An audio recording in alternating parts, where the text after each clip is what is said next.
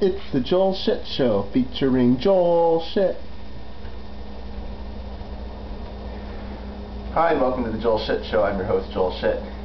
So if I look a little tired, it's because I am. I was up until 3:30 Eastern last night. Thankfully I'm not on the East Coast, watching playoff hockey. First, the Sharks game went into double overtime, and that was pretty exciting. But then the Stars and the Canucks went into quadruple overtime. It was the 6th longest game in NHL history, and it was a minute and a half away from being the 5th longest.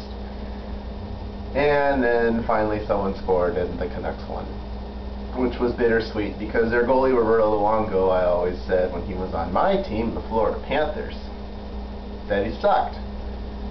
Well, of course I didn't mean that. I mean, he was very good. He was probably the best goalie the Panthers have ever had in their long and storied 13-season franchise history.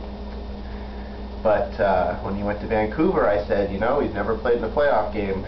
He's a great regular season goalie, but you don't know how good he is in the playoffs because the Florida Panthers don't make the playoffs. That's not what they're there for, damn it.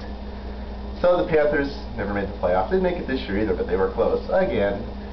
So the Canucks played their first ever playoff game with Roberto Luongo. It's Roberto Luongo's first playoff game, and he's up 4-2 in the third, and just like Evgeny Nabokov on the Sharks, he blows the lead.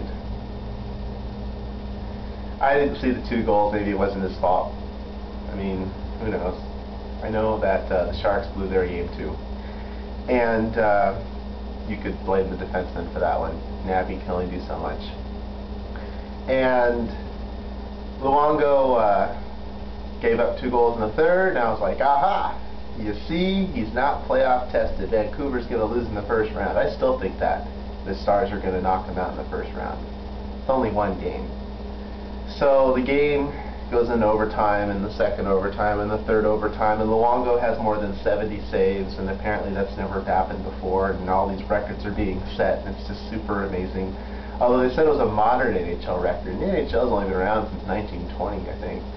And I'm thinking, did they have games with more than 75 shots, and the NHL was brand new? I find that very hard to believe. It's more likely that they just didn't keep track of that statistic at the time, which is why it's a modern record. But then, if that's the case, well, I really don't think, even if they weren't keeping that statistic, that they ever had a game with that many shots.